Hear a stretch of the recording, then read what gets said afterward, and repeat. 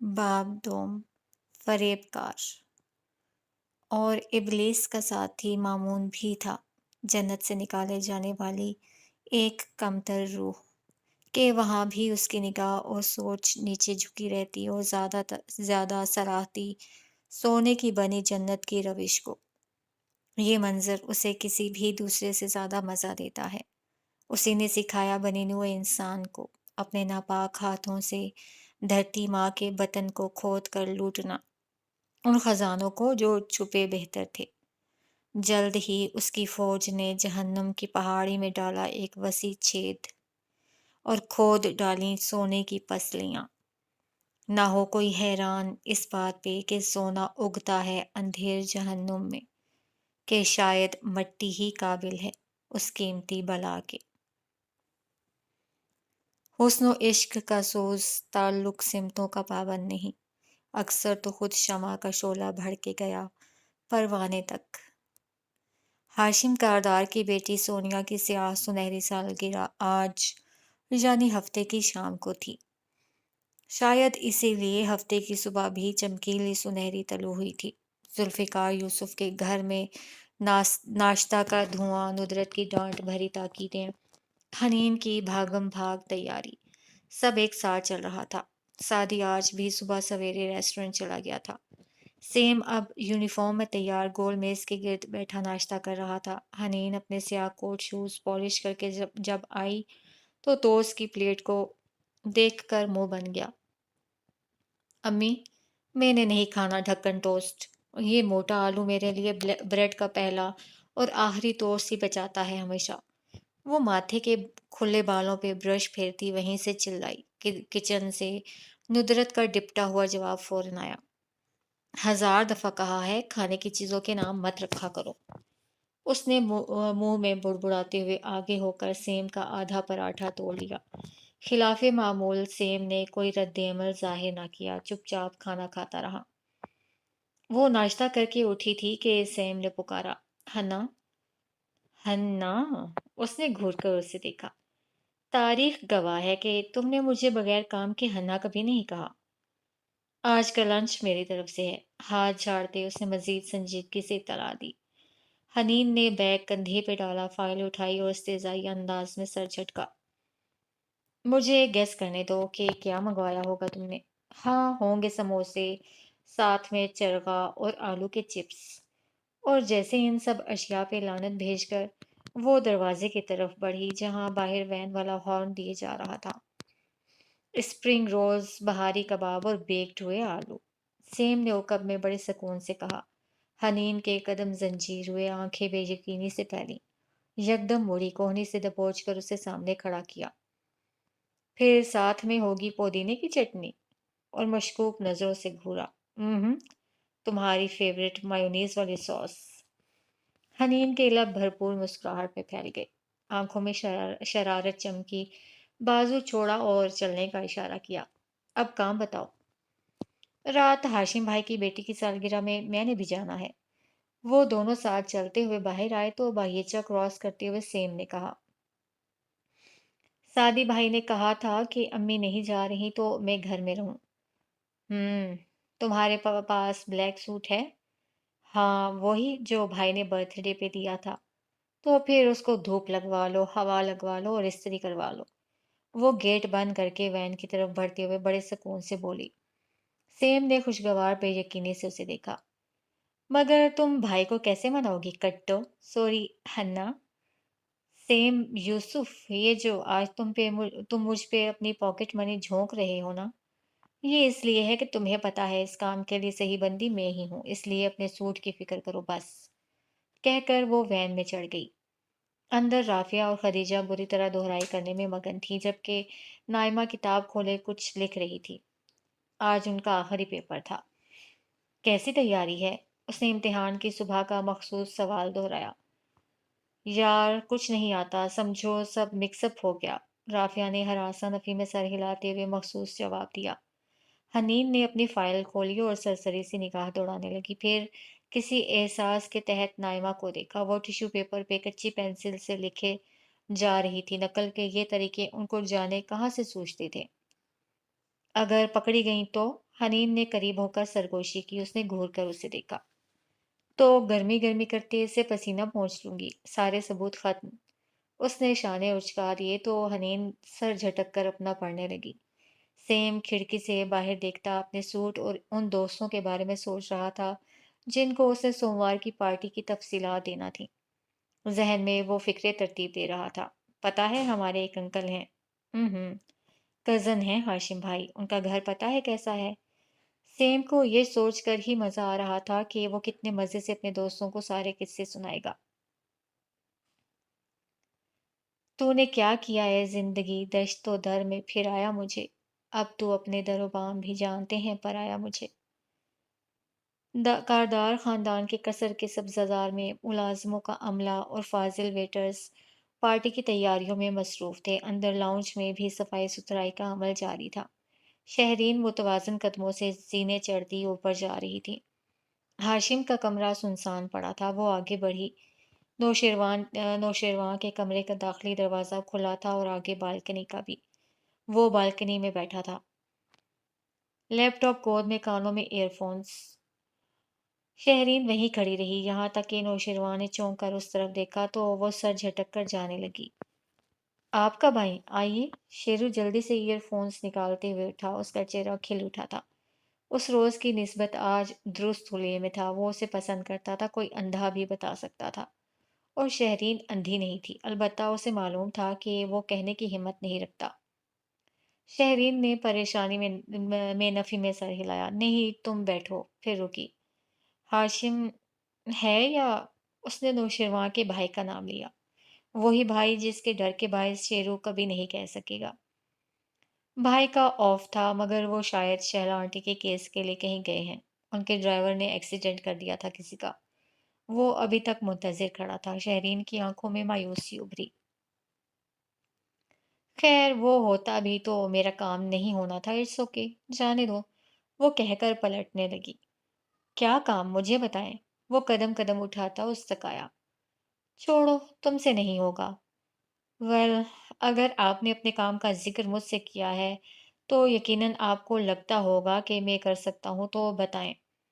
وہ اتنا بے وقوف بھی نہیں تھا۔ شہرین تھکے انداز سے مسکرائی۔ سونیا، وہی ہے اصل مسئلہ۔ اس کو میری اور ہاشم کی پکچرز چاہیے، ہنی مون کی۔ تو آپ کے پاس نہیں ہے؟ نوشیروان کو اندر سے شاید خوشی ہوئی۔ میں تکلیف دہ یادوں کو سنبھال کر نہیں رکھتی۔ اس نے سنہرے بالوں میں ہاتھ پھیر کر ان کے پیچھے کرتے ہوئے کہا۔ وہ دونوں ہنوز چوکھٹ پر کھڑے تھے۔ شادی کی تو میرے پاس بھی ہوں گی، مگر ہنی مون والی ہاشم کے لیپ ٹاپ میں ہوں گی، اور میں تمہارے بھائی کے منہ نہیں لگنا چاہتی۔ اس نے بہت ہی لاپرواہی سے لیپ ٹاپ کا ذکر کیا۔ نو پرابلم، میں کاپی کر دیتا ہوں۔ بھائی آفس نہیں گئے تو لیپ ٹاپ گھر پہ رکھ کے گئے ہوں گے۔ وہ چلتا ہوا ساتھ والے کمرے میں آیا۔ بتی آن کی، جلدی کرنا، میں اس کمرے میں زیادہ دیر نہیں رکنا چاہتی۔ اس نے فلیش ڈرائیو بڑھاتے ہوئے کہا۔ نوشیروان نے ڈرتے ہوئے پکڑتے ہوئے نظر بھر کر اس کے چہرے کو دیکھا۔ میں سمجھ سکتا ہوں، وہ جواباً مسکرائی۔ نوشیروان نے ہاشم کی اسٹڈی ٹیبل سے لیپ ٹاپ اٹھایا اور آن کیا۔ وہ اس کے ساتھ کھڑی ہو کر دیکھنے لگی۔ ساتھ ہی وہ لب کاٹ رہی تھی اور انگلیاں بھی مروڑ رہی تھی۔ اوہ، پاس ورڈ؟ اب یہ کیا ہے؟ سب کچھ ٹھیک ہوتے ہوئے جب پاس ورڈ مانگا گیا تو نوشیروان کراہ کر رہ گیا۔ شہرین کے ماتھے پہ بل پڑے۔ میں نے کہا تھا نا تم سے نہیں ہوگا، جانے دو۔ وہ مڑنے لگی۔ ایک منٹ ٹھہریں تو۔ اس نے موبائل نکال کر ہاشم کو کال ملائی۔ میرا نام لے لینا تاکہ وہ بالکل بھی اپنا پاس ورڈ نہ دے، وہ تلخی سے بولی۔ نوشیروان نے خاموش رہنے کا اشارہ کیا۔ وہ بہت سمجھدار نظر آنے کی صحیح کر رہا تھا۔ ہاں بولو شیرو۔ وہ مصروف تھا۔ بھائی یار، آپ کے لیپ ٹاپ کا پاس ورڈ کیا ہے؟ کیوں؟ کیا ہوا؟ اپنی تمام تر مصروفیت کے باوجود وہ چونکا تھا۔ کچھ پکچرز چاہیے تھیں سونیا کے لیے۔ کون سی پکچرز؟ وہ ہاشم تھا، کھٹک گیا۔ بھائی دے رہے ہو یا میں کچھ اور کروں؟ اس کا موڈ بگڑنے لگا۔ پھر ہوں اچھا کہہ کر سر ہلا کر فون بند کیا اور مسکراتے ہوئے کی بورڈ کے بٹن دبائے۔ اس کے کندھے سے جھانکتی شہرین نے ان کو حفظ کیا، گو کہ اس کی ضرورت نہ تھی، اور پھر لاپرواہی سے ادھر ادھر دیکھنے لگی۔ یہ لفظ تو اس کو ازبر تھا، آنکھیں بند کر کے بھی ٹائپ کر سکتی تھی۔ آپ بتاتے جائیں کون کون سی چاہیے؟ ان کی ہنی مون، شادی اور دیگر مواقع کی تصاویر کھلتی جا رہی تھی۔ مقصد پورا ہونے کے بعد شہرین کو جانے کی جلدی تھی، اور وہ یہ دیکھ کر سینے میں کچھ چبھنے لگا تھا، احساس زیان، تہی دامنی، یہ والی اور یہ تینوں۔ وہ انگلی سے اسکرین پہ اشارہ کرتی بتانے لگی۔ نوشیروان نے کاپی کرتے ہوئے اس کے چہرے کو دیکھا۔ وہ ضبط کرتی ہوئی نظر آ رہی تھی۔ اس نے ہمدردی اور افسوس، ترحم سب محسوس کیا تھا، سوائے فریب کی بو کے۔ میں تو لب کھول کے پابند سلاسل ٹھہرا، تیری اور بات ہے تو صاحب محفل ٹھہرا۔ کمرہ امتحان میں معمول کا سناٹا چھایا تھا۔ دو ممتحن خواتین کرسیوں کی قطاروں کے بیچ ٹہل رہی تھیں۔ لڑکیاں سر جھکائے دھڑا دھڑ لکھے جا رہی تھیں۔ حنین نے دفتن درد کرتی انگلیوں کو سہلاتے ہوئے سر اٹھایا اور پھر گردن کو ریلیکس کرتے ہوئے دائیں طرف دیکھا۔ کمرے کی ایک دیوار کھڑکی سے ڈھکی تھی اور سامنے سڑک اور بنگلوں کی قطار نظر آ رہی تھی۔ جس لاء کالج کو ان کا امتحانی مرکز بنایا گیا تھا، وہ دراصل ایک بڑا سا بنگلہ تھا، اور یہ کمرہ یقیناً ڈائننگ کے طور پہ استعمال کے لیے بنایا گیا ہوگا۔ اس نے سوچا۔ نیچے لان تھا اور وہاں سے ان ادھیڑ عمر وکیل صاحب کی کار نکلتی دکھائی دے رہی تھی، جو ہائی کورٹ کے وکیل تھے، اس لاء کالج کے مالک تھے، اور ہر پیپر میں بار بار امتحانی کمروں کا چکر لگا کر اپنی خراب انگریزی میں لڑکیوں کو نقل کرنے کے نتائج سے ڈرانے کی کوشش کرتے تھے۔ شکر کہ اب وہ کہیں جا رہے تھے اور اگلے 1.5 گھنٹے سر پر سوار نہیں ہوں گے۔ اس نے مسکراہٹ دبا کر سوچا اور دوبارہ پرچے پہ جھک گئی۔ شش! نائمہ نے پیچھے سے اسے ٹھوکا دیا۔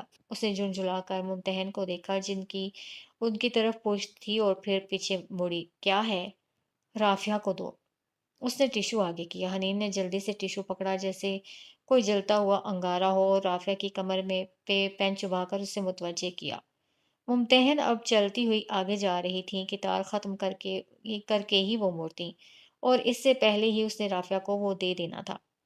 مگر رافعہ یا تو ڈر گئی تھی، یا اس سے سمجھنے میں غلطی ہوئی، یا ممتحن غلط وقت پہ مڑی۔ اسے ٹھوکا دے کر ٹیشو پکڑاتی حنین کے ہاتھ سے ٹیشو گرا۔ وہ فوراً پیپر پہ جھکی۔ اس کی گھبراہٹ نے سب واضح کر دیا۔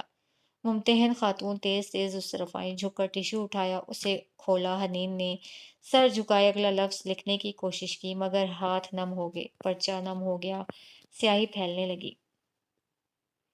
آپ نقل استعمال کر رہی تھیں؟ کہاں سے آیا یہ آپ کے پاس؟ چھوڑے پیپر۔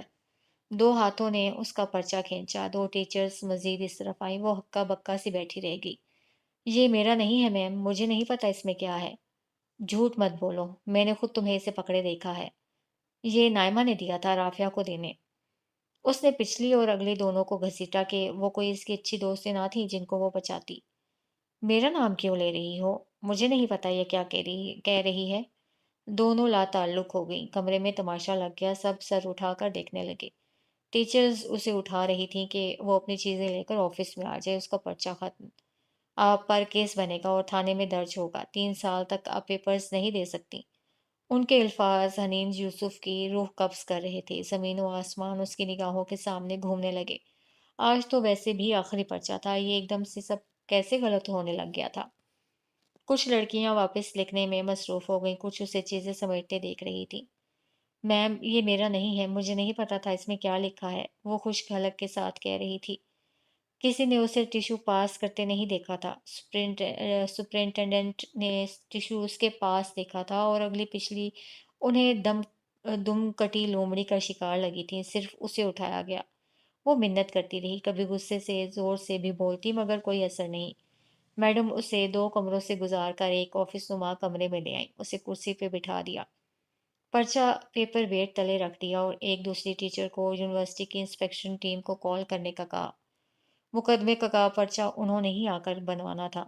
ٹیم شہر کے کسی دوسرے امتحانی مرکز کے دورے پہ تھی، ان کو آنے میں کچھ وقت لگنا تھا۔ گھڑی کی ٹک ٹک حنین کے اعصاب پہ ہتھوڑے برسا رہی تھی۔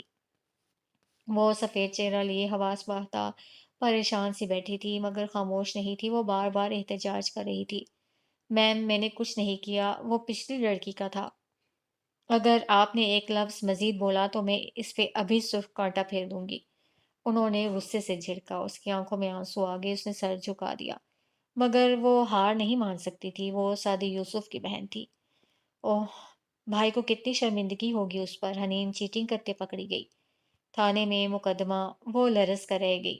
بھائی کبھی اس پہ دوبارہ اعتبار کر سکے گا کیا؟ سپرنٹینڈنٹ کو ایک ٹیچر نے بلوا لیا۔ ایک دوسرے کمرے میں کچھ لڑکیاں کوشچن پیپر پہ لکھ رہی تھیں، ان کی لاپرواہی نے ان کو بھی پھنسا دیا۔ ابھی پچھلے پیپر میں اسی جگہ ایک پوری کی تار جو کوشچن پیپر پہ پوائنٹس لکھ رہی تھی، اور اس کی تار میں ٹہرتی ممتحن دونوں پہ پرچہ کیا تھا انسپکٹر نے، اور ابھی وہی جلاد صفت انسپکٹر پھر آنے والا تھا۔ سپرنٹینڈنٹ غصے سے باہر نکلی۔ حنین کمرے میں تنہا رہ گئی، گھڑی کی ٹک ٹک ہر سو گونجنے لگی۔ میز پہ سپرنٹینڈنٹ کے پرس کے ساتھ ان کا موبائل رکھا تھا۔ حنین نے ادھ کھلے دروازے کو دیکھا اور لمحے بھر میں فیصلہ کیا، اسے مدد مدد مدد پکارنا تھا، مگر کون آئے گا؟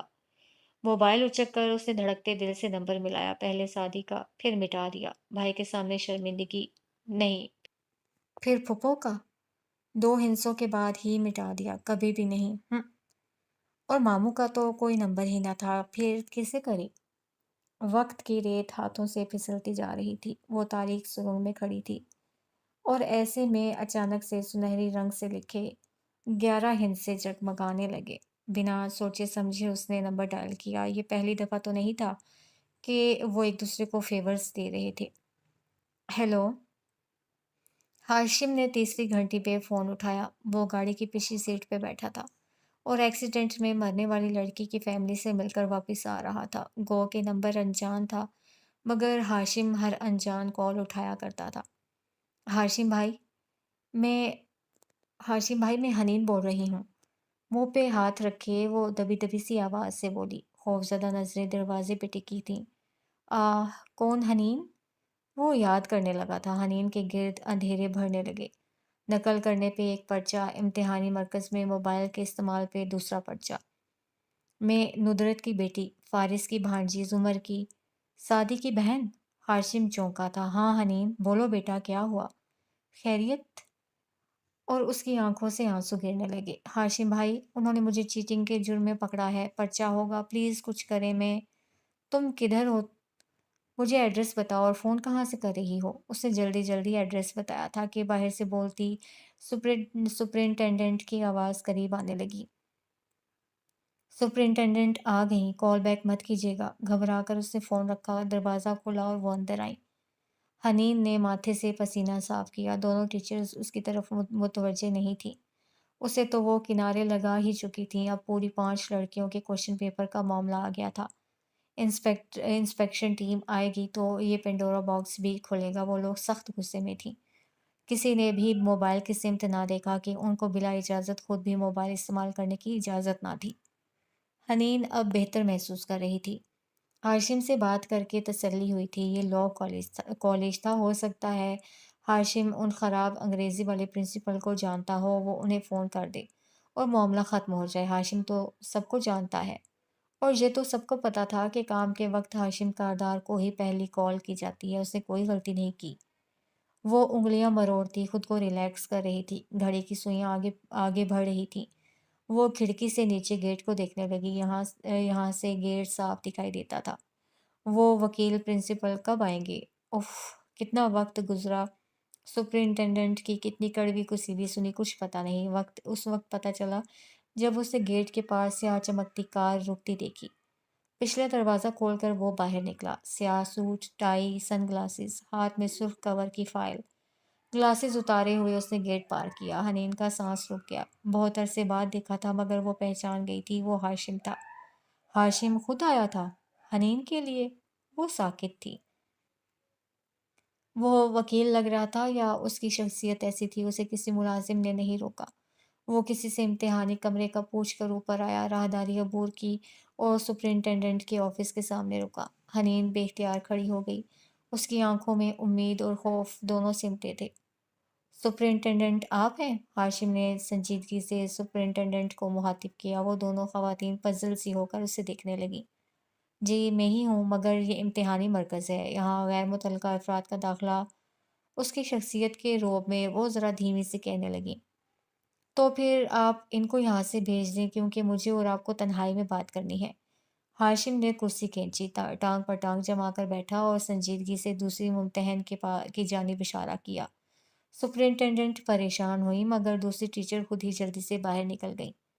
حنین بیٹا، دروازہ بند کرو۔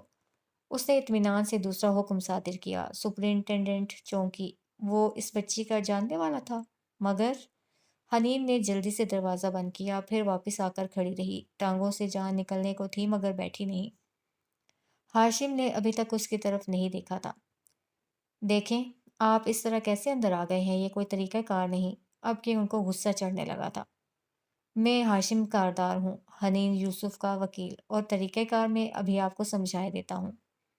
مگر اس کے نام کا سپرنٹینڈنٹ پہ کوئی اثر نہ ہوا، وہ اسے نہیں جانتی تھی۔ اس بچے نے نقل کی ہے، یہ نقل کی بوٹی۔ ٹیشو پیپر لہرایا۔ ہم نے اس کے پاس سے پکڑی ہے اور ابھی انسپکٹر آ کر اس پہ پرچہ کاٹنے لگے ہیں، اس لیے میں یہاں آپ کی کوئی سفارش نہیں سننے والی ہوں۔ جی، یہ نقل کی بوٹی اس کے پاس تھی، بالکل تھی۔ ہاشم نے اس بات میں سر ہلایا تو حنین نے کرنٹ کھا کر بے یقینی سے اسے دیکھا۔ اور یہ بوٹی اسے آپ نے پہنچائی تھی میڈم سپرنٹینڈنٹ؟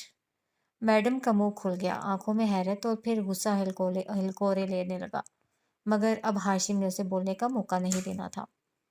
یہ آپ ہی نے پہنچائی ہے، بالکل اسی طرح جیسے پچھلے چند سالوں میں آپ نے اپنے 3 رشتہ دار بچیوں اور ایک دوست کی بچی کو نقل پہنچائی تھی۔ ان چاروں لڑکیوں کے بیان حلفی، نقل کے عمل کا طریقہ، ان امتحانی مراکز کی تفصیلات اور شناختی کارڈز کی کاپی سب اس فائل میں موجود ہیں، اور جب میں یہ فائل یونیورسٹی انتظامیہ اور کنٹرولر امتحانات کو دکھاؤں گا، اور جب وہ ان میں سے ایک بچی کے منہ سے سب سنیں گے، کیونکہ وہ بچی بعد میں مدرسے چلی گئی تھی اور اب اسے اپنی نقل کی کمائی گئی ڈگری پہ بے حد ندامت ہے، تو آپ کا کیا بنے گا؟ سپرنٹینڈنٹ کا تو رنگ سفید پڑا ہی۔ حنین الگ منہ کھولے ہاشم کو دیکھ رہی تھی، جو سرخ فائل لہرا کر سب کہہ رہا تھا۔ یہ جھوٹ ہے، میں نے کبھی کسی کو نقل نہیں کروائی۔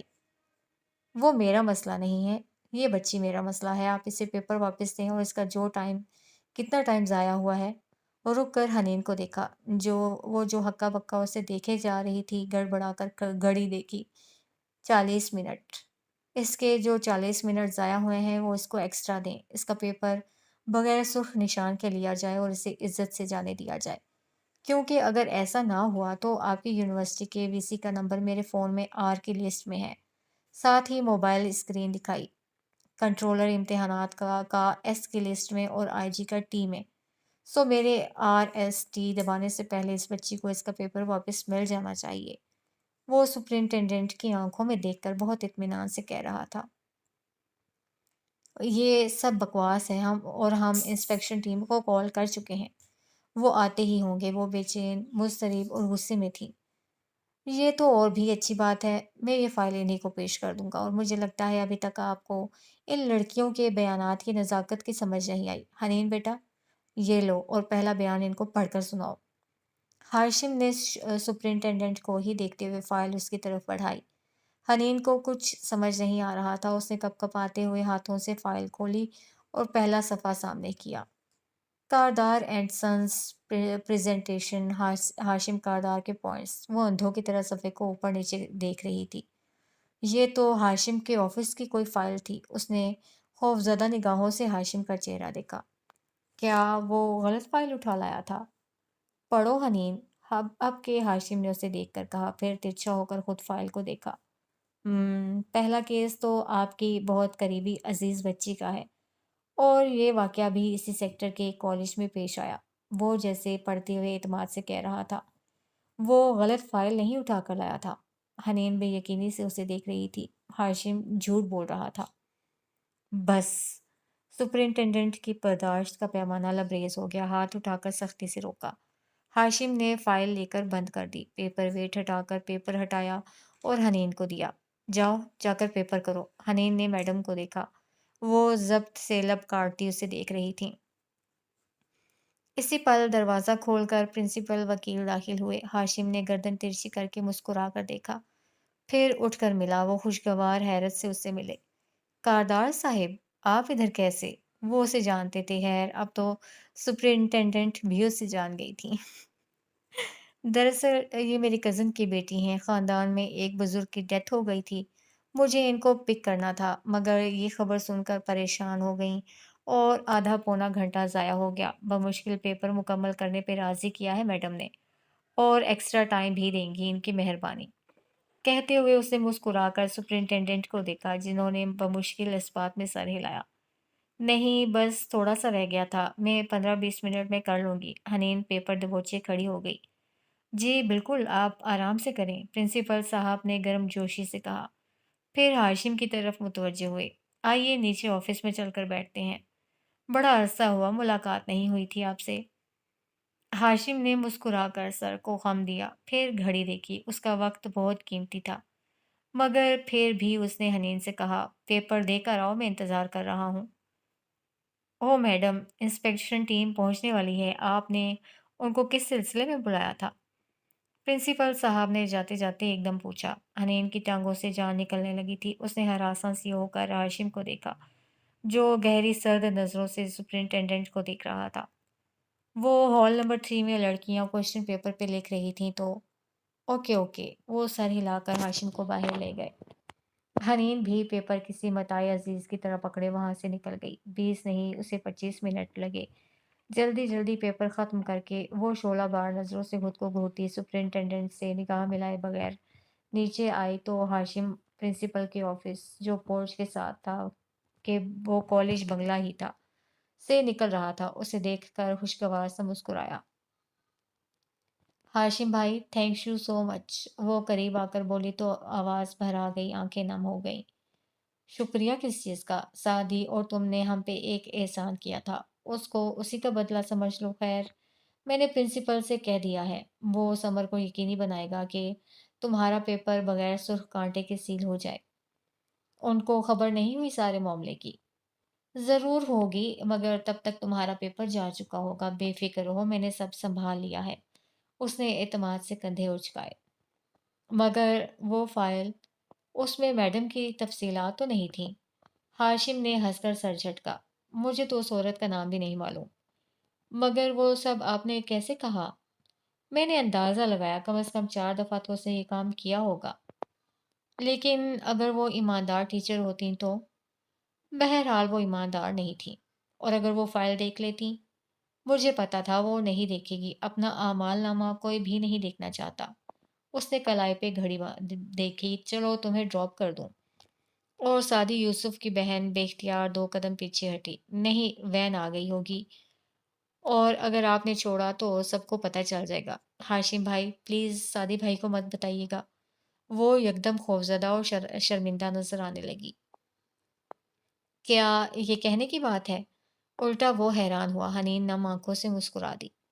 آج پھر پارٹی پہ آ رہے ہو؟ زمر نے RSVPs ٹکٹ بھیج تو دیے تھے۔ جی پھپھو خود کارڈ دینے آئی تھی، ہم سب آئیں گے۔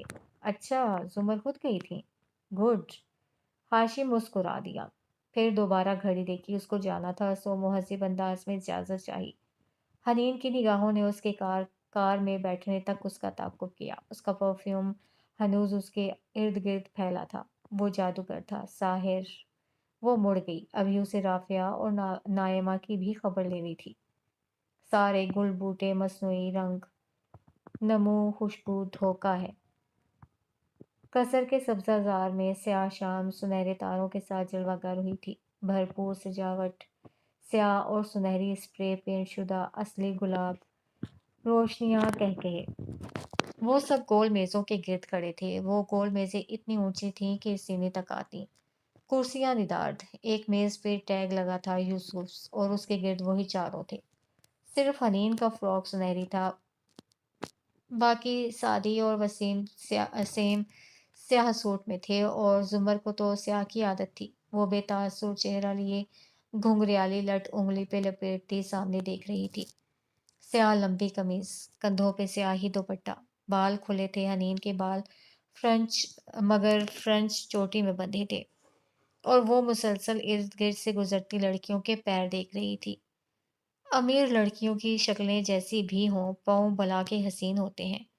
وہ چہرہ رگڑلے بہت ہے، پیروں کا خیال دعوتوں میں ہی آتا۔ اس نے اپنے پاؤں فراک کے گھیر کے اندر سمیٹنے کی ناکام کوشش کرتے ہوئے سوچا۔ سیم کافی پرجوش آیا تھا۔ حنین نے یہ کہہ کر کہ امی کو بڑے ابا کے پاس چھوڑ دیتے ہیں، کیوں پھپھو؟ زمر کی تائید لی تو سادی انکار نہ کر سکا۔ سیم کو سب سے زیادہ خوشی سوموار کو اپنے دوستوں کو اپنے امیر رشتہ داروں کی دعوت کی تفصیل بتانے کی تھی۔ اس لیے رستے میں بار بار وہ دبی آواز میں اپنا اور کاردارز کا رشتہ پوچھتا آیا تھا۔ ہاشم بھائی ہمارے کیا لگتے ہیں؟ دیکھو سیم، ہمارے نانا نے 2 شادیاں کی تھیں، حنین نے پہلی دفعہ تفصیل سے سمجھایا۔ پہلی بیوی سے امی اور وارث ماموں تھے، جن کی بیوی سارا خالہ ہیں، پتہ ہے نا ان کا؟ سیم نے اسبات میں سر ہلایا۔ اور دوسری بیوی سے فارس ماموں تھے۔ اب یہ جو دوسری نانی تھی نا، ان کے بھائی اورنگزیب کاردار تھے، ہاشم بھائی کے ابو۔ یعنی فارس ماموں اور ہاشم بھائی فرسٹ کزن ہوئے؟ بالکل، مگر ہماری امی کے فرسٹ کزن نہیں ہے ہاشم بھائی، ہمارے وہ کچھ بھی نہیں لگتے ویسے۔ تو پھر وہ ہمیں کیسے جانتے ہیں؟ اف سیم، خون کا رشتہ نہیں ہے مگر امی کی سوتیلی ماں کے بھتیجے ہوئے تو رشتہ دار تو لگے نا۔ اب دوبارہ مت پوچھنا۔ مگر پھر وہ زمر پھپھو کو کیسے جانتے ہیں؟ ہاشم بھائی اور پھپھو وکیل ہیں، ایک ساتھ کام کرتے رہے ہوں گے، اسی طرح شاید۔ تو ہاشم بھائی نے سارا خالہ کو کیوں نہیں بلایا؟ اف، مجھے کیا پتا، سارا خالہ تو ویسے بھی اب کسی سے زیادہ ملتی جلتی نہیں ہے اور ہمیں بھی کبھی کبھی ہی بلاتے ہیں۔ پہلے کب بلایا تھا؟ میں تو کبھی نہیں گیا۔ سیم کو تو غم لگ گیا۔ بس چند ایک بار گئے تھے ہم ان کی طرف، بھائی اور میں۔ اب چپ کر کے بیٹھو۔ اس نے بات ٹال دی اور بمشکل سیم کو خاموش کروایا۔ مگر پارٹی میں آ کر وہ واقعی خاموش ہو گیا تھا۔ یہ اس کی دنیا سے مختلف دنیا تھی اور اسے بالکل بھی مزہ نہیں آ رہا تھا۔ کٹو، اس نے حنین کے قریب سرگوشی کی۔ یہ ہاشم بھائی؟ دور کسی سے ہنس کر باتیں کرتے ہاشم کی طرف اشارہ کیا۔ کتنے آرٹیفیشل لگتے ہیں نا۔ الو، اشارے مت کرو۔ اس نے جلدی سے سیم کا ہاتھ دبایا۔ البتہ چہرے کے رنگ بدل گئے۔ وہ ہاشم کو دیکھ بھی نہ پا رہی تھی، دل میں خوف الگ۔ اگر کسی کو پتہ چل گیا تو؟ قصرے کاردار کے باہر چند کلومیٹر کے فاصلے پہ ایک ویران سڑک پہ وہ کار رکی تھی۔ چاند اور اسٹریٹ پول کی ملی جلی مدھم روشنی میں دیکھو تو ڈرائیونگ ڈور سے ٹیک لگائے فارس غازی کھڑا تھا۔ سینے پہ بازو لپیٹ رکھے تھے اور سر جھکائے جوگرز زمین پہ رگڑ رہا تھا۔ دفتن اس نے سر اٹھا کر دیکھا، اپنی سنہری آنکھیں متلاشی انداز میں دائیں بائیں گھمائی۔ وہ گویا کسی کا منتظر لگتا تھا۔ اس نیم اندھیر جگہ پہ بھی اس کا چہرہ شفاف سا لگتا تھا۔ جل والی پونی اب کٹ چکی تھی اور بال بہت چھوٹے ہو چکے تھے، گویا اس طرف پھیر دیا ہو۔ پوری آستین کی سرمئی شرٹ پہن رکھی تھی۔ وجی چہرے پہ بیزاری سی تھی۔ سنہری آنکھیں اور ستواں مگر مغرور ناک اس کو مزید پرکشش بناتی تھی۔ وہ واقعی ایسا مرد تھا کہ جس کو راہ چلتے بھی لوگ مڑ کر ایک دو دفعہ تو ضرور دیکھتے تھے، مگر وہ عام خوبصورت مردوں کی طرح اس بات سے لطف اندوز نہیں ہوتا تھا۔ شاید اب نہیں ہوتا تھا۔ اب اس کے چہرے پہ ہمہ وقت ایک چڑچڑا پن چھایا رہتا تھا، بیزاری اور غصہ۔ بالآخر سامنے سے کار آتی دکھائی دی۔ تیز ہیڈ لائٹس کے باعث فارس نے آنکھیں چندھیا کر منہ پھیر لیا۔ ہیڈ لائٹس مدھم ہوئی، انجن بند ہوا، بتیاں بجھیں، سڑک پہ پھر اندھیرا چھا گیا۔ دروازہ کھلا اور ایک نوجوان باہر نکلا۔ یہاں سے اس کی پشت دکھائی دیتی تھی۔ سر کے بال سیاہ تھے اور نیچے رف سی جینز شرٹ پہن رکھی تھی۔ ہاتھ میں ایک بیگ پکڑ رکھا تھا۔ غازی، اس نے گلے ملنے کو بازو آگے بڑھایا اور فارس نے بیگ لینے کو ہاتھ بڑھایا۔ وہ رک گیا۔ مبارک تو دینے دے یار۔ میرا سامان سٹپنی، وہ خشک لہجے میں بولا مگر آواز خشک نہیں تھی۔ نوجوان نے افسوس سے سر جھٹکا۔ میں تمہارا واحد دوست ہوں، جیل کا ساتھی رہا ہوں اور تمہیں اچھی طرح پتہ ہے کہ اگر تمہیں باہر لانے میں ساتھی کا ہاتھ ہے تو 2-4 انگلیاں میری بھی ہیں۔ بندہ دوستی کا ہی لحاظ کر لیتا ہے۔ بیگ ساتھ دھرتے وہ بہت ناراضی سے بولا تھا۔ سامان پورا ہے؟ اس نے زپ کھول کر دیکھا، تفتیشی مشکوک نگاہوں سے ایک ایک شے کو الٹ پلٹ کیا۔ اندھیرے کے باوجود وہ اتنا دیکھ سکتا تھا کہ سب پورا تھا۔ جان پر کھیل کر لایا ہوں یہ سب۔ ویسے تم اس کا کیا کرو گے؟ اپنی حفاظت کے لیے ہے، اور کیا کرنا ہے؟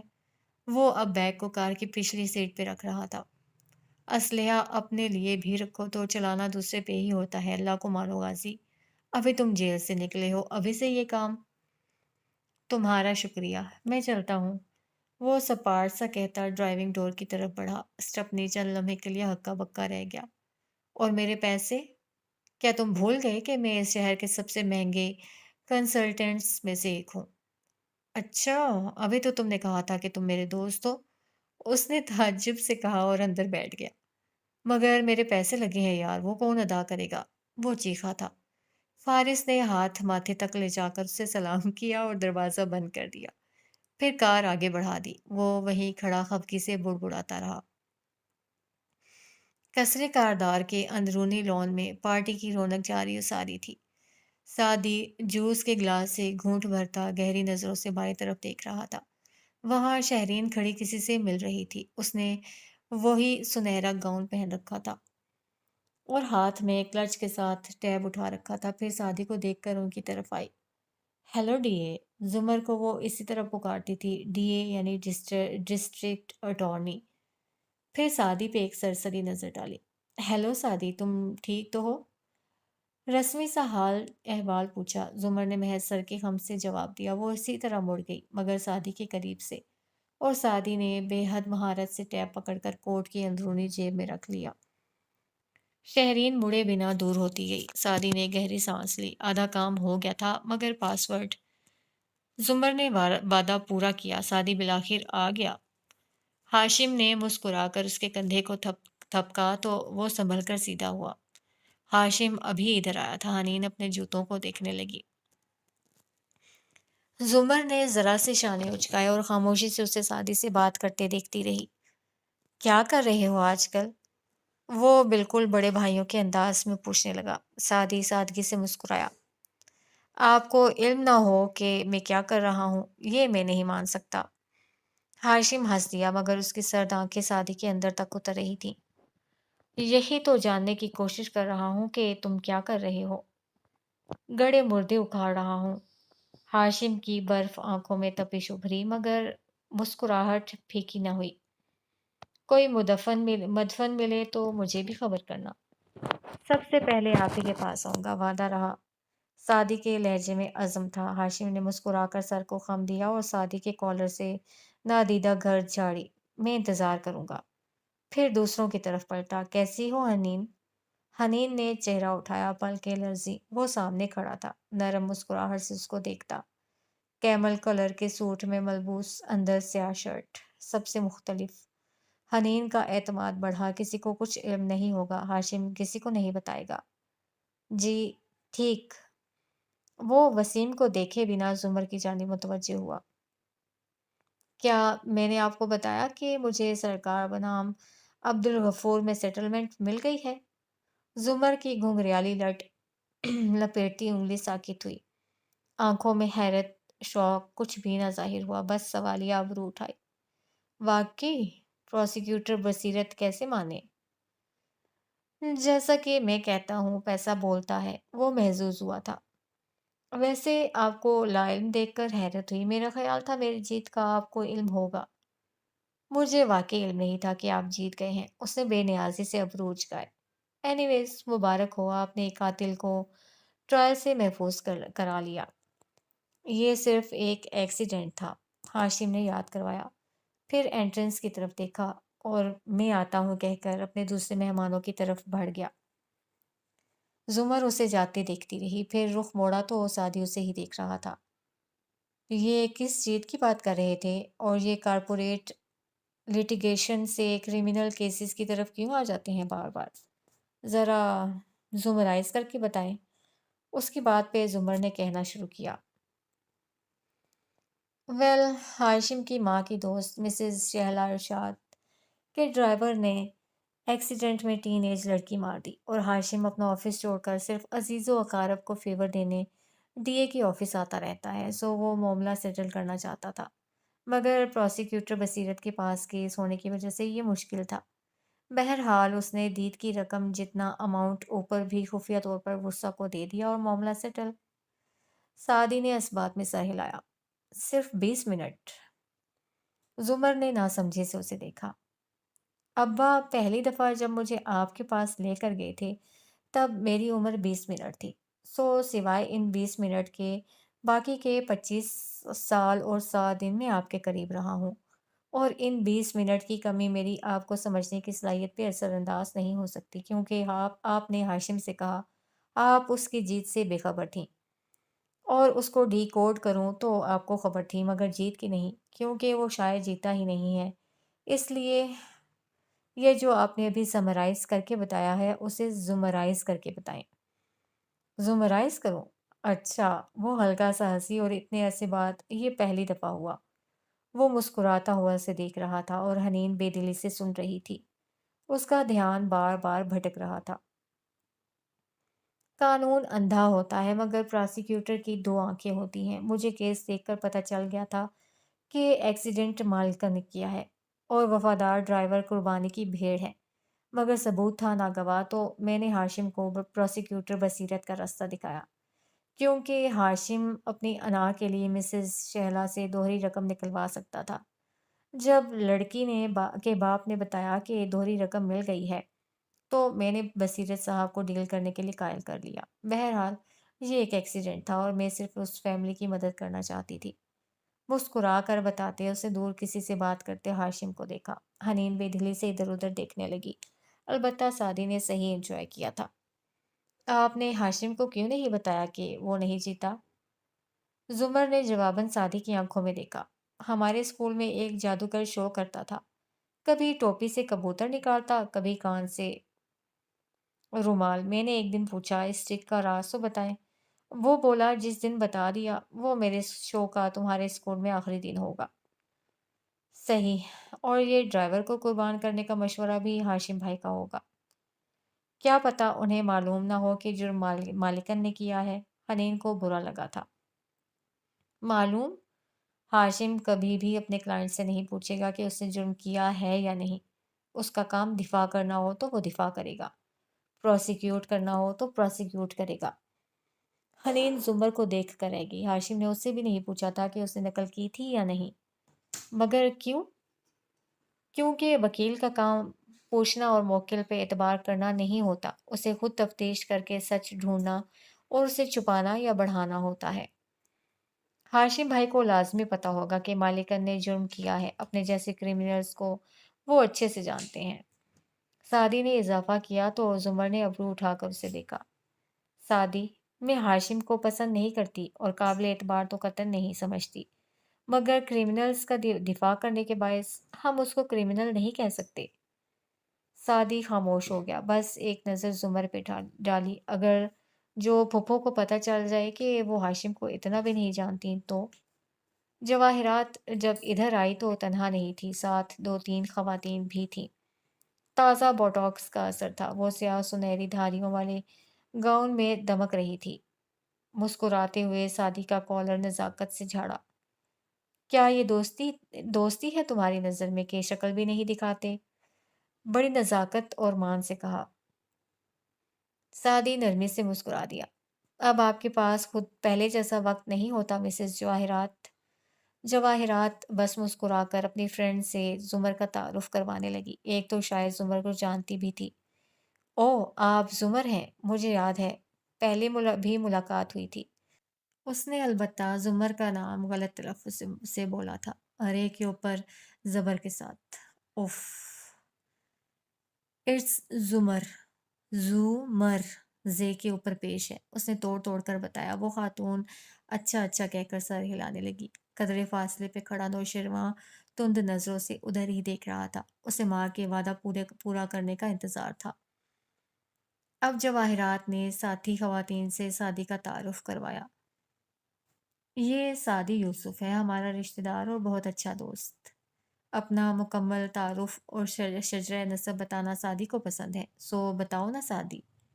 سعدی ذرا سا چونکا، پھر سنبھل کر مسکرایا۔ سب اسے ہی دیکھ رہے تھے، تو نوشیروان کی بے عزتی کا بدلہ اتارا جا رہا تھا۔ اس نے بس ایک نظر سامنے کھڑے شیرو پہ ڈالی جس کے لبوں پہ فاتحانہ مسکراہٹ تھی۔ سعدی کھنکھارا۔ مسز جواہرات نے چونکہ شجرہ نسب کا ذکر کیا ہے تو ہم پٹھان ہیں اور ہمارا قبیلہ بنی اسرائیل سے تعلق رکھتا ہے، یوسف علیہ السلام کی اولاد سے، اسی لیے سعدی یوسف خان نام ہے میرا۔ یوں میں میرے مڈل کلاس والدین ہم سب بنی اسرائیل سے ہیں، کہہ کر اس نے معصومیت سے جواہرات کو دیکھا۔ جہاں شیرو کا چہرہ سیاہ پڑا وہیں جواہرات بھی بجھ گئی۔ وہ یقیناً یہ سب اس انداز میں نہیں کہلوانا چاہتی تھی، اگر جو وہ اس روز نوشیروان کے سامنے جھاڑی گئی تقریر یہاں دہراتا تو کتنا مزہ آتا، مگر اب وہ تینوں خواتین ستائشی نظروں سے اسے دیکھ رہی تھیں۔ نوشیروان سر جھٹک کر آگے بڑھ گیا۔ جواہرات نے ان میں سے ایک کو مخاطب کیا۔ آسٹریلیا کب جا رہی ہو آمنہ؟ اسی ہفتے حماد اور کرن کے ساتھ۔ زمر چونکی، سعدی بھی، حنین تک نے ان کو دیکھا۔ جواہرات مسکراتے ہوئے نرمی سے پوچھ رہی تھی۔ اس کے پاس بدلہ لینے کے بہت سے طریقے تھے۔ کرن کیسی ہے؟ جڑوا بیٹے ہوئے ہیں اس کے، خوش ہے۔ وہ کرن کی خالہ تھی اور یہ تو سب کو علم تھا کہ زمر کے منگیتر کا رشتہ جواہرات کے جاننے والوں میں ہی ہوا تھا۔ وہ خواتین وہاں سے ہٹیں تو جواہرات اس طرف مڑی، ایک معصوم نظر سعدی کے سنجیدہ چہرے پہ ڈالی، پھر زمر کو دیکھا جو سپاٹ کھڑی تھی، پھر ایک دم آنکھوں میں ملال ابھرا۔ اوہ، آئی ایم سوری ہنی، مجھے حماد کا ذکر نہیں کرنا چاہیے تھا، میں نے تمہیں ڈسٹرب کر دیا نا؟ نرمی سے اس کا ہاتھ تھام کر وہ جیسے بے حد شرمندہ تھی۔ حنین نے لب کاٹتے ہوئے پھپھو کو ہمدردی سے دیکھا۔ اسے اپنے پچھلے رویے پہ شرمندگی ہوئی۔ بیچاری پھپھو، مجھے فرق نہیں پڑتا۔ اسے فرق پڑا تھا مگر وہ رخ موڑ گئی اور وہیں انٹرنس سے وہ چلا آ رہا تھا۔ سیاہ سنہرے لوگوں میں وہی منفرد تھا، نیلی جینس اور سفید شرٹ، چھوٹے کٹے بال، کندھے پہ بیگ لٹکائے۔ ویٹر نے کچھ کہا، اس نے اونہوں کرتے بیزاری سے اسے پرے کیا اور برآمدے کی جانب بڑھ گیا۔ زمر کی آنکھوں میں کرب ابھرا، نفرت، غم، غصہ۔ لب بھیج گئی۔ جواہرات نے اس کی نگاہوں کے تعاقب میں دیکھا۔ وہ رہا ہو گیا ہے اور یہ اس کے ماموں کا گھر ہے، اس کو رہنے سے روک نہیں سکتی۔ فارس کو کوئی بھی کچھ کرنے سے روک نہیں سکتا۔ جواہرات نے زمر کا ہاتھ دبایا مگر گویا معذرت کی، مگر دھیرے سے۔ مجھے فرق نہیں پڑتا۔ I am sorry, really, you should be, Saadi نے سرد لہجے میں کہا۔ جواہرات نے نرمی سے اسے دیکھا۔ اس کی کوہنی کو بچے کی طرح تھپکا اور ایکسکیوز می کہہ کر آگے بڑھ گئی۔ حنین، سیم، سعدی تینوں خاموش تھے اور زمر کے رد عمل کے منتظر تھے، مگر وہ ان کی طرف نہیں دیکھ رہی تھی۔ کیا آپ نے وہ کتاب پڑھی جو میں نے گفٹ کی تھی؟ سعدی نے کھنکھار کر کہا۔ کون سی کتاب؟ زمر نے آنکھوں میں اتری نمی کو اندر اتار لیا مگر لہجے میں لرزش تھی۔ ہاں وہ 13ویں صدی کا مسلم اسکالر، نان فکشن؟ نہیں، میں نہیں پڑھ سکی، میں آتی ہوں ابھی۔ وہ معذرت کر کے اندر کی طرف بڑھ گئی۔ پھپھو ہرٹ ہوئی ہیں، سیم نے کہا۔ وہ دونوں چپ رہے۔ فارس اندر آیا اور سیدھا گیسٹ روم کی طرف بڑھ گیا۔ اس کے چہرے کے تاثرات سپاٹ تھے۔ اندر آ کر اس نے دروازہ بند کیا اور بیگ بیڈ پہ رکھا، پھر خود بھی ساتھ ہی بیٹھ گیا۔ سر ہاتھوں میں لیے کتنی ہی دیر بیٹھا رہا۔ اس کی آنکھوں میں عجیب ملال در آیا تھا۔ لوگوں میں گھری کھڑی اس سیاہ لباس والی لڑکی کی بھوری آنکھوں کی تپش گویا اندر تک اتر گئی تھی، جیسے اس نے اس کے سارے اندر کو جلا ڈالا ہو۔ وہ بالکل خاموش بیٹھا رہا۔ کمرے میں سناٹا تھا۔ مدھم زرد بتیاں جل رہی تھیں۔ باہر کے شور اور رونق سے بالکل کٹ کر یہ کمرہ خاموش سا تھا۔ پھر وہ اٹھا اور دھیرے دھیرے چلتا کھڑکی تک آیا۔ پردہ ذرا سا سرکایا۔ سامنے ہی لان میں وہ کھڑی تھی۔ بد دلی سے وہ سعدی سے کچھ کہہ رہی تھی۔ اپنی تمام تر خشک مزاجی اور تلخی کے باوجود اس کی آنکھوں میں اتری گہری اداسی کو وہ یہاں سے بھی دیکھ سکتا تھا، جیسے وہ اندر کی ساری ویرانیوں کو چھپانے کے لیے خود پہ کرختگی کا ملمہ چڑھائے ہوئے تھی۔ اس پہ نظریں جمائے وہ یوں ہی کھڑا رہا، انگلیوں سے پردے کو اسی طرح تھامے رکھا۔ وہ منظر میں تھی اور فارس کی نگاہیں وہیں جمی تھیں۔ ذہن میں بہت سے پرانے منظر گھوم رہے تھے۔ جی ہاں، میں پورے وثوق سے کہہ سکتی ہوں کہ ملزم فارس غازی نے مجھے ریسٹورنٹ بلایا تھا اور پھر مجھ پہ گولی چلائی تھی۔ برسوں پہلے وہ عدالتی کٹہرے میں کھڑی تھی اور گردن اٹھائے سپاٹ انداز میں کہہ رہی تھی، نہیں، میں نے اسے گولی چلاتے نہیں دیکھا تھا، مگر میں نے اس کی آواز سنی تھی۔ میں گواہ ہوں اس بات کی کہ مجھ پہ اور زتاشا غازی پہ حملہ کرنے والا ملزم فارس غازی ہی تھا۔ فارس نے پردہ چھوڑ دیا، کپڑا لہرا کر اپنی جگہ پہ آن گرا۔ باہر کا منظر چھپ گیا، اس کا دل برا ہو گیا تھا، آنکھوں میں ناگواری ابھر آئی تھی۔ وہ سر جھٹک کر واپس بیڈ کی طرف آیا، تیز سفید بتی جلائی اور پھر بیگ کھولنے لگا۔ کچھ دیر پہلے کھڑکی کے پاس کھڑے شخص والا کوئی تاثر اس کے چہرے پہ نہیں تھا، وہاں صرف سنجیدگی تھی اور سپاٹ پن۔ اب وہ بیگ کی تمام اشیاء کو ایک ایک کر کے دیکھ رہا تھا، چیک کر رہا تھا۔ باہر کیک کٹ رہا تھا، ہاشم اور شہرین بچی کے ارد گرد مسکراتے ہوئے موجود تھے، مصنوعی قہقہے، کھوکھلی خوشیاں۔ پھر شہرین نے کیک کے ٹکڑے کرنا شروع کیے۔ وہ فونڈینٹ کا 3 منزلہ کیک تھا، جیسے اصلی گڑیا پھولے فراک کے ساتھ کھڑی ہو۔ وہ فروزن کی ایلسا تھی، مگر اس کا لباس نیلا نہیں برفیلا گلابی تھا۔ چند کیکس اس کے علاوہ بھی مرکزی میز پہ رکھے تھے، جس کے اب فیونا ٹکڑے کر رہی تھی۔ ایلسا والے کیک پہ ایلسا نے ایک دل اٹھا رکھا تھا جس پہ سونیا لکھا تھا۔ شہرین نے وہ دل سونیا کی پلیٹ میں ڈالا، مگر جب کیک سرو کیا جانے لگا تو اس نے وہ دل ایک اور ڈش میں کیک کے اوپر رکھ کر فیونا کو دیا۔ یہ ڈی اے کی ٹیبل پہ لے جاؤ۔ فیونا اسے فوراً وہاں لے آئی۔ ڈی اے زمر تو نہیں تھی، مگر سعدی نے یہ سب بہت غور سے دیکھا اور پھر شہرین کو۔ وہ اسے ہی دیکھ رہی تھی، مگر اس کو دیکھتے پا کر مہمانوں کی جانب متوجہ ہو گئی، یعنی سعدی خود سمجھ لے تو سمجھ لے، وہ بس کنارے کنارے رہ کر ہی مدد کرے گی۔ زمر اندر آئی تو وہاں بھی مہمان بکھرے تھے، امیروں کی دعوتیں، سارا گھر ہی کھول کر رکھ دیتے ہیں۔ گیسٹ روم کس طرف ہے؟ زمر نے گزرتے ویٹر کو روکا، وہ کسی کام سے آیا تھا، سو بات کی بجائے گیسٹ روم کی طرف اشارہ کر دیا۔ وہ سیدھی ادھر چلی آئی۔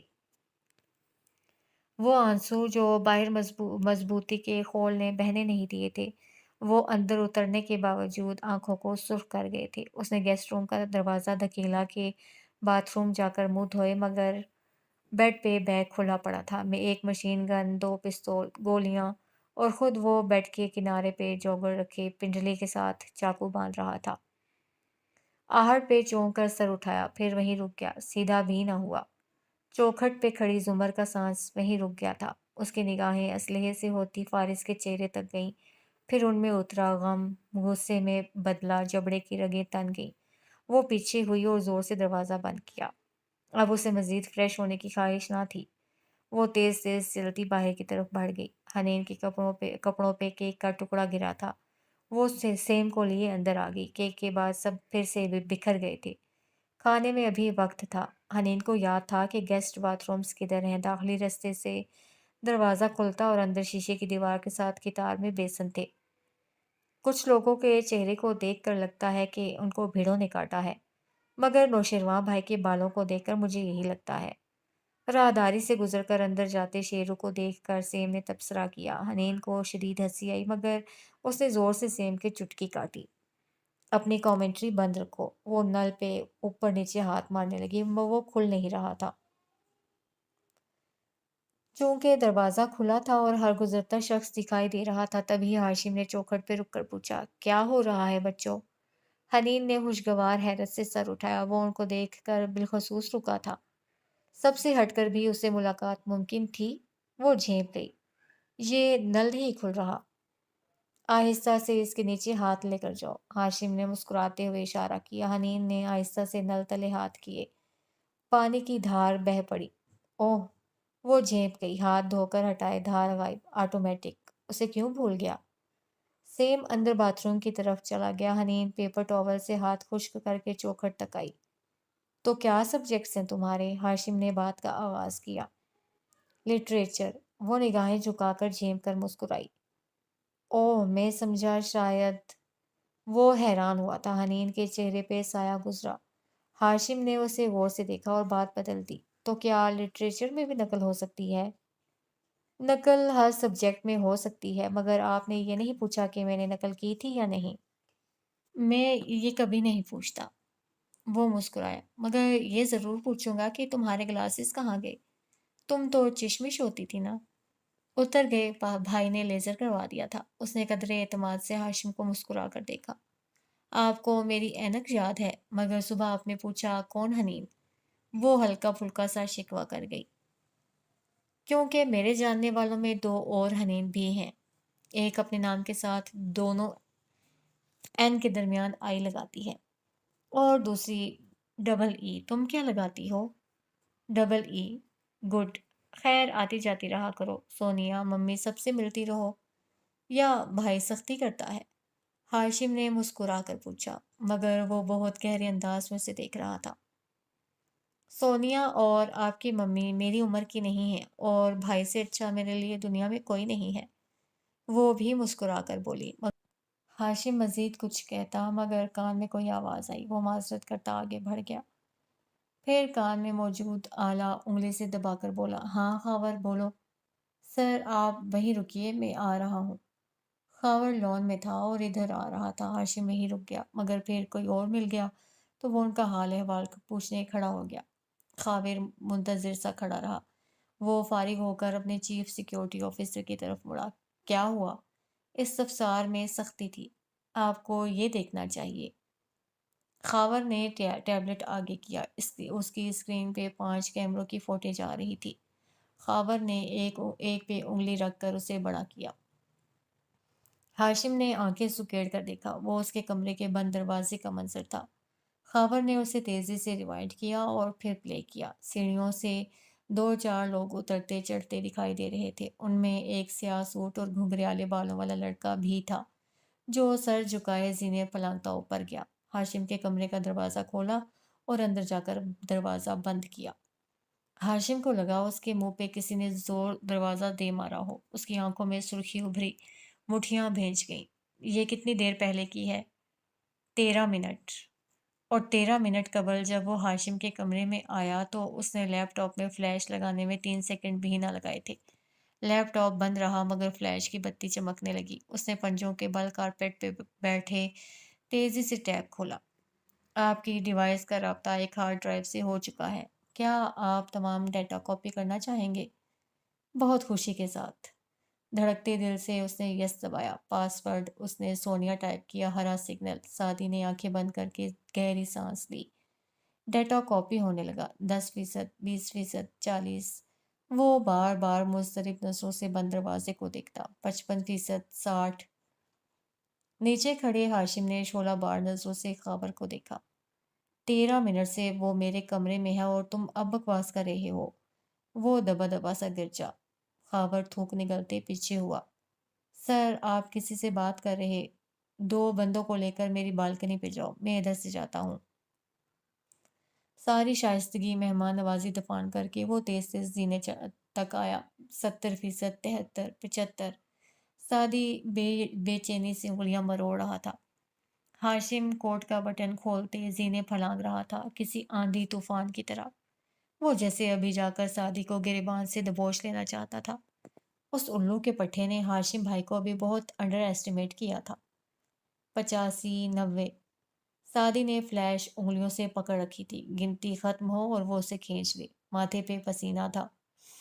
ہاشم نے دھاڑ سے دروازہ کھولا۔ غصے سے بھری اس کی نگاہیں آگے پیچھے دوڑیں۔ کمرہ خالی تھا۔ سعدی وہاں نہیں تھا، البتہ ہلتا ہوا پردہ ہٹا ہوا تھا۔ بالکنی کا دروازہ پورا کھلا تھا۔ وہ اندھا دھند باہر بھاگا۔ بالکنی میں بھی وہ نہ تھا۔ وہ تیزی سے بیرونی زینے اترنے لگا۔ اس طرف لان خالی اور نیم اندھیرا تھا۔ خاور اور 2 سوٹ پہنے آدمی بھاگتے ہوئے ادھر آ رہے تھے۔ ہاشم کا ماتھا بھیگنے لگا۔ وہ کہاں گیا؟ اندر خالی کمرے میں حرکت ہوئی۔ باتھ روم کا دروازہ کھول کر سعدی آہستہ سے نکلا اور اسی آہستگی سے کمرے سے باہر آ کر دروازہ بند کر دیا۔ کیا ہے ہاشم بھائی کہ آج کل کے بچے تھوڑے سے زیادہ اسمارٹ ہیں۔ کان کھجاتے ہوئے اس نے معصومیت سے خود کلامی کی اور اسی اعتماد سے سیڑھیاں اترنے لگا۔ داخلی دروازے کے قریب دیوار پہ بہت سے ڈیجیٹل فوٹو فریم آویزاں تھے۔ ان میں تصاویر سلائیڈ شو کی صورت حرکت کر رہی تھی۔ حنین اور سیم باتیں کرتے ہوئے کافی شوق سے ان کو دیکھ رہے تھے۔ ہاشم، نوشرواں وغیرہ کی تصاویر۔ 55 یونیورسٹی۔ سعدی ابھی سیڑھیاں اتر کر آیا ہی تھا کہ ہے سادی، نوشرواں جو جیبوں میں ہاتھ ڈالے ایک مجسمے سے ٹیک لگائے کھڑا تھا پکار کر بولا۔ سادی گھوما۔ وہ عادتاً بغیر کوٹ کے سنہری سی شرٹ پہ سیاہ ویسٹ میں ملبوس تھا اور استہزائیہ مسکرا کر اسے دیکھ رہا تھا۔ اپنے بہن بھائی کو لے آیا کرو نا ادھر کبھی۔ دیکھو کتنے ایکسائٹیڈ ہو رہے ہیں، انہوں نے شاید ایسی چیزیں پہلے نہیں دیکھی ہیں۔ سعدی نے ایک نظر دور کھڑے دونوں پہ ڈالی۔ ہاں، انہوں نے تم جیسی چیزیں کم ہی دیکھی ہیں، مگر نوشیروان نے جیسے سنا نہیں۔ مگر ان کا قصور نہیں ہے، غربت اور چھوٹا خاندان بہت بڑی مصیبت ہے، تعصب سے کہتے اس نے سر ہلایا۔ اگر تم یہ چاہتے ہو کہ میں بھڑک کر تمہارے اوپر حملہ کروں اور تم سب میں میرا تماشا بناؤ تو ایسا نہیں ہوگا، میں مہمان ہوں، آداب مہمانی مجھے آتے ہیں۔ سنجیدگی سے کہہ کر وہ مڑ گیا، اس کا رخ داخلی دروازے کی سمت تھا۔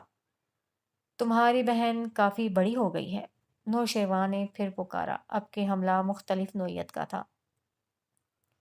سعدی کے قدم زنجیر ہوئے، اس نے گردن موڑی، آنکھوں میں سرخی ابھری، لب بھینچے، مگر اس سے پہلے کہ وہ جھپٹ کر بھینچی ہوئی مٹھی کو نوشیروان کے چہرے تک لے کر جاتا، اے، کیا بولا ہے؟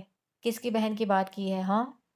فارس برہمی سے بولتا تیز تیز قدم اٹھاتا ادھر آ رہا تھا، ایسے کہ وہ جو سعدی سے 2 انچ لمبا تھا، سعدی کے آگے آ کر نوشیروان کی طرف بڑھا۔ نوشیروان واقعی گڑبڑایا تھا، اس نے فارس کو آتے نہیں دیکھا تھا، مگر لاپرواہی سے شانے جھٹکے۔ ایسا ایسا کیا کہہ دیا میں نے؟ وہ 2 قدم پیچھے ہٹا۔